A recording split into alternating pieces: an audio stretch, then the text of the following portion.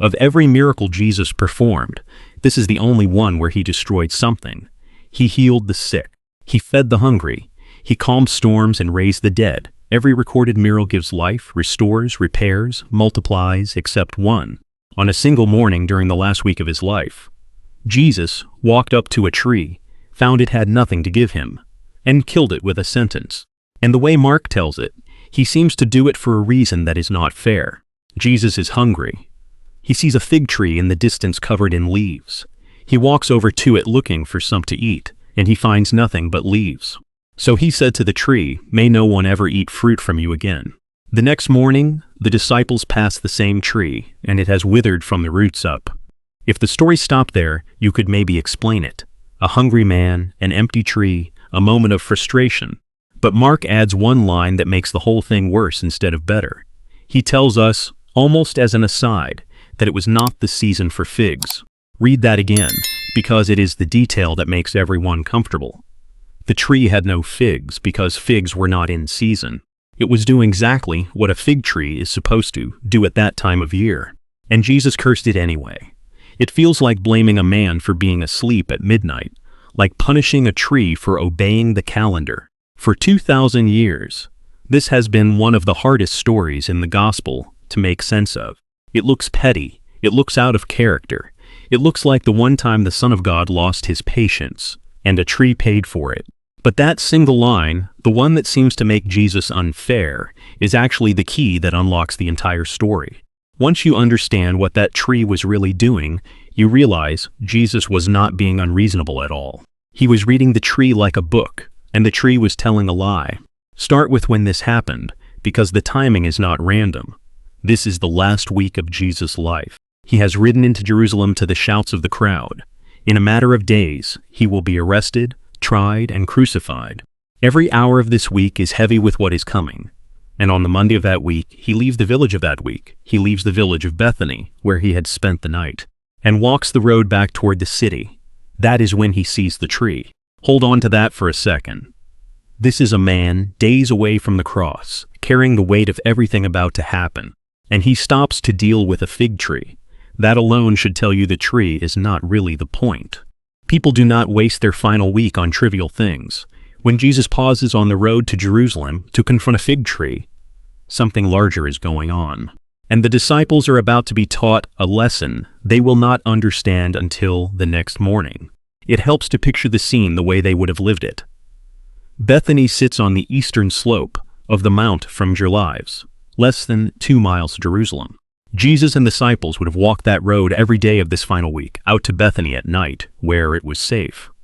Back in the city, in the morning, where the we toward something. So this is an ordinary commute on an extraordinary week. They are tired. They have been sleeping away from home. And on this particular walk, in the cool of the morning before the heat sets in, Jesus is hungry, and a tree by the road catches his eye. Nothing about the setup feels loaded. It feels like a small, almost forgettable moment, which is exactly how the most important lessons often arrive. So what was it about this particular tree that caught his attention? To see it the way Jesus saw it, you have to know something about how fig trees actually grow. And this is where the story cracks open. A fig tree in that part of the world does something unusual. It produces its fruit before it produces its full canopy of leaves, or right alongst it. The early crop, small green buds the locals would pick and eat, appears first. The leaves come with them, or just after, which means the leaves are a signal. When a fig tree is in full leaf, it is announced to everyone walking by that it has fruit. The foliage is the tree's way of advertising a harvest. This is the part modern readers miss, because most of us did not grow up around fig trees. And we assume fruit comes after leaves the way it does, with so many plants we know. But the fig works in its own order.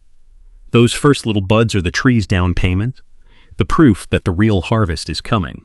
They are edible, and they are also a sign. So a leafed fig tree with no early buds has broken its own pattern.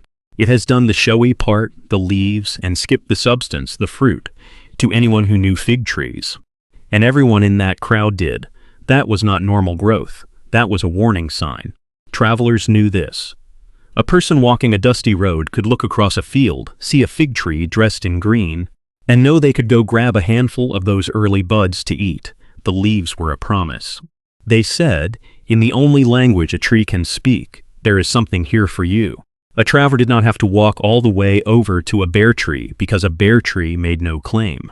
But a tree in leaf was practically calling out to the road, "Come and eat. I have something for you." Now put that together with what Jesus found. He saw a tree in full leaf. From a distance, it looked like the most fruitful tree in the area, because it was the one making the loudest claim. Every other fig tree that was genuinely out of season would have been bare. No leaves, no advertising, no promise. Honest about where it was in the year. But this one tree stood there fully dressed, broadcasting a harvest to anyone who passed. And when Jesus came close, reaching for the early fruit that all those leaves had promised, he found nothing. Not even the small buds that should have come before the leaves. Just foliage, just show. That changes the entire meaning of the line that bothered everyone. It was not the season for figs. It is not the detail that makes Jesus unfair. It is the detail that exposes the tree. Because if it was not the season for figs, then no honest tree should have had leaves yet either. The other trees were bare and truthful. This tree was leafed and lying. It had wrapped itself in the appearance of fruitfulness during a season when it had no fruit to back it up. Jesus did not curse the tree for being barren.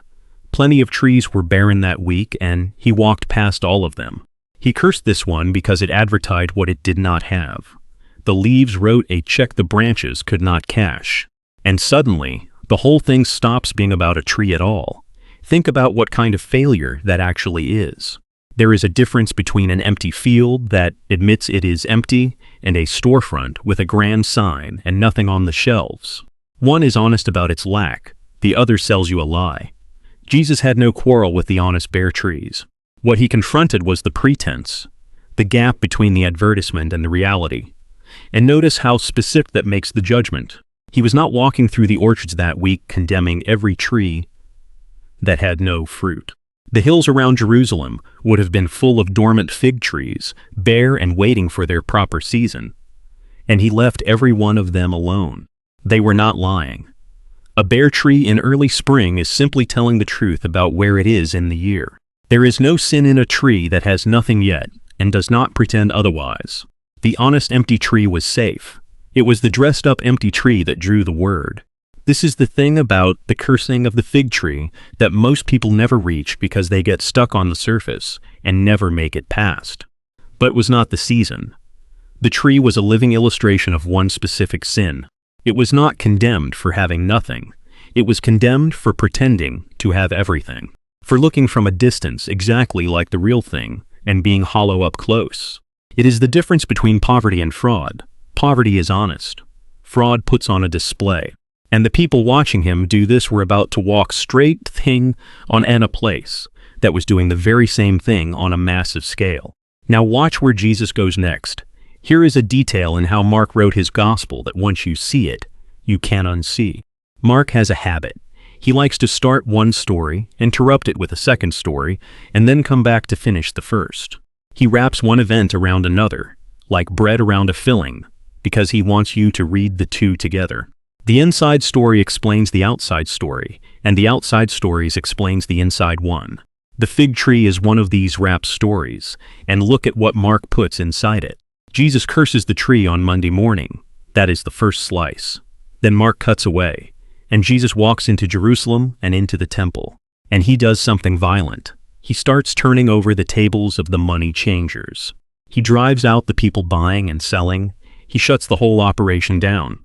And he says the house that was meant to be a place of prayer for all nations has been turned into a den of robbers. That is the filling. Then the next morning, Mark comes back to first story. The disciples pass the fig tree, and it has withered to the roots. That is the second slice, closing the sandwich. Mark did this on purpose. He is telling you, with the architecture of his own writing, that these two stories are one story. The fig tree is the temple is the fig tree. Walk through it, and the parallel is exact. Jesus came to the tree hungry, looking for fruit, and found a tree covered in impressive leaves with nothing underneath.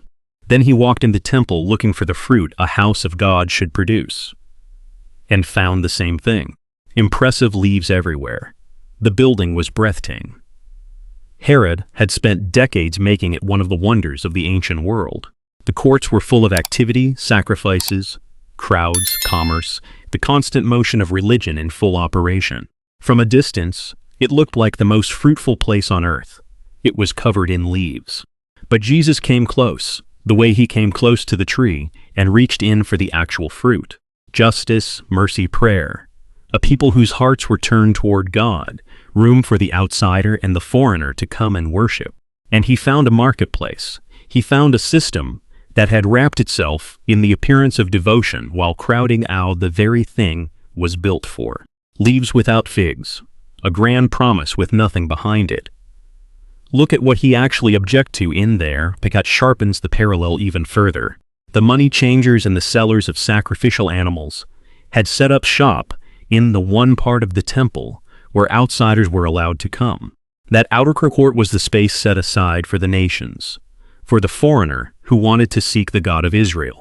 And it had been turned into a noise exchange, a place of buying and selling, so that the very people the temple was supposed to welcome had nowhere left to stand.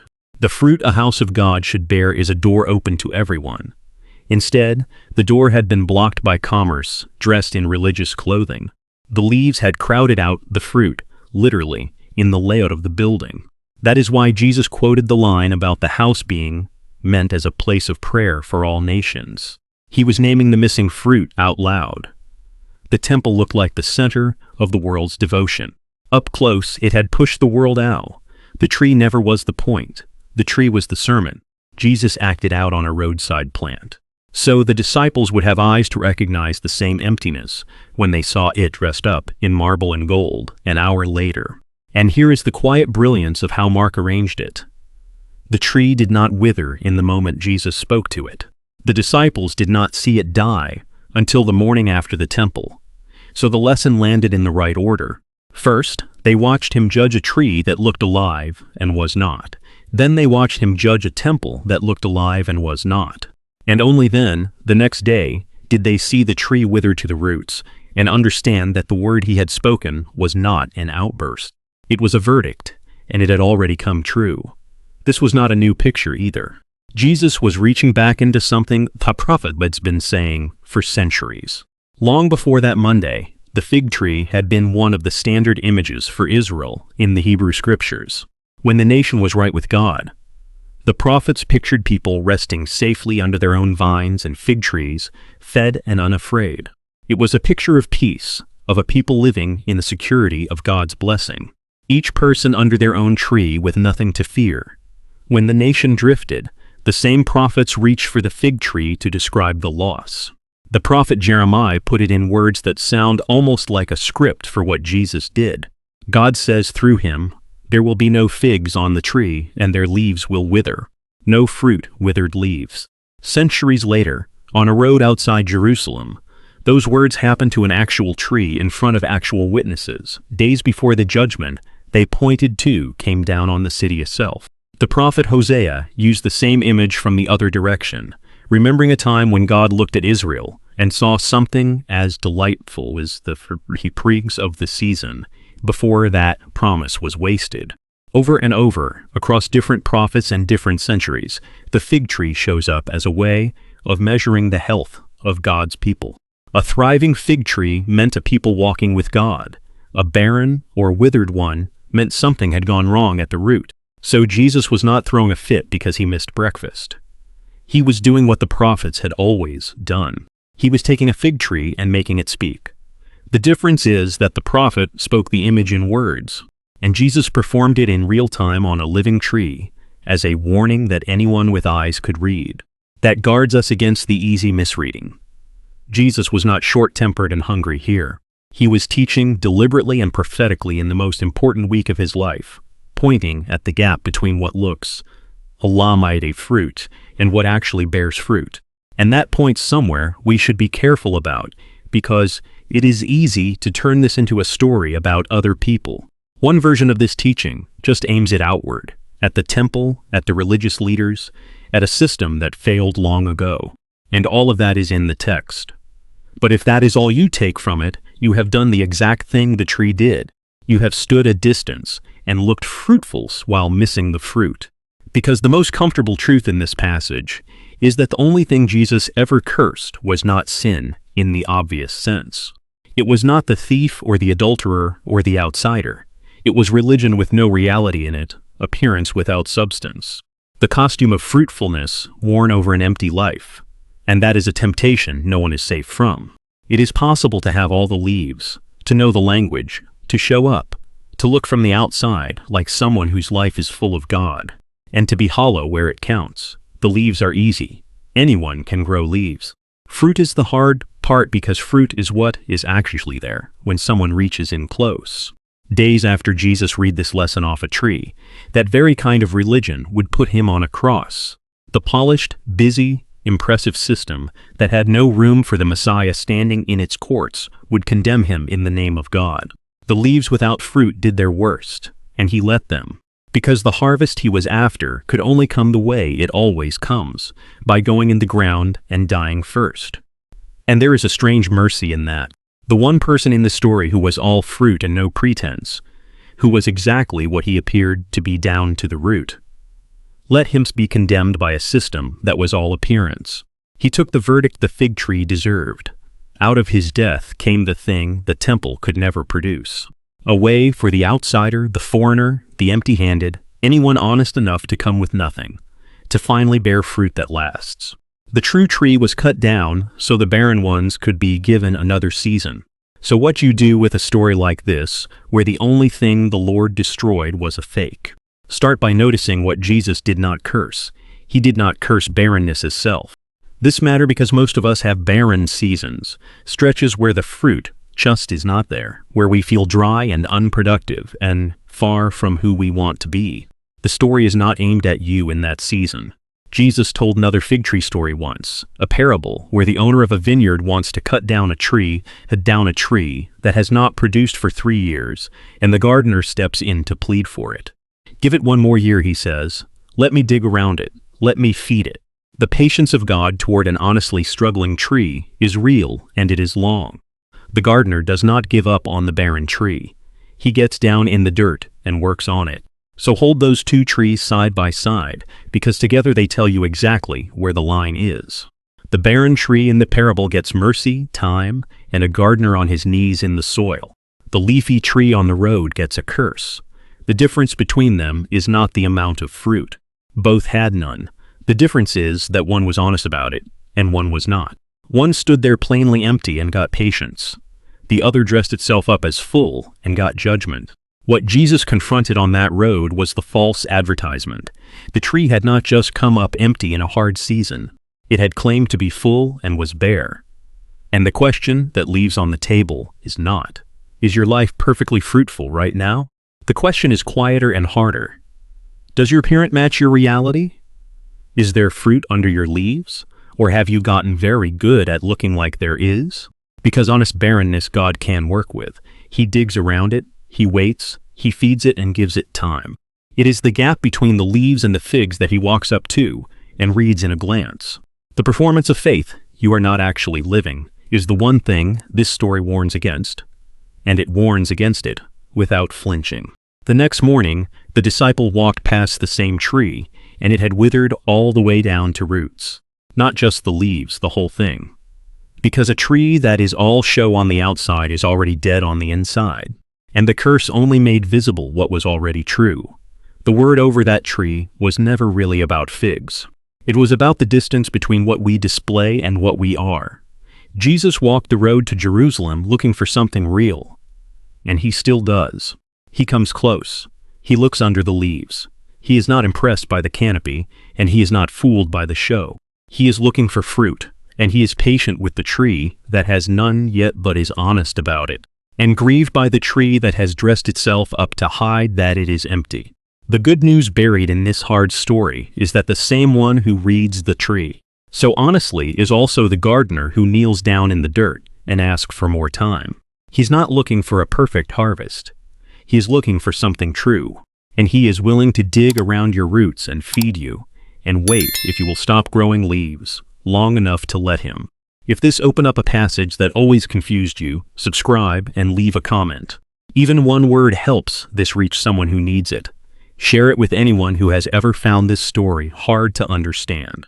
Pray for us as we keep digging into these texts, and may the one who looks past the leaves find something real and growing in you. God bless you. And that is the quiet mercy of the fig tree. The one who cursed the lie is the same one who kneels beside the honest empty ground and works it with his own hands. He does not go away from the barren field. He walks toward it, and he stays. So let the leaves fall, let the pretense go. He is not looking for a perfect tree. He is looking for one that will let him dig around its roots and wait for the season he has promised is coming. Subscribe, leave a comment, share this with someone who needs to hear it. Pray for us. God bless you.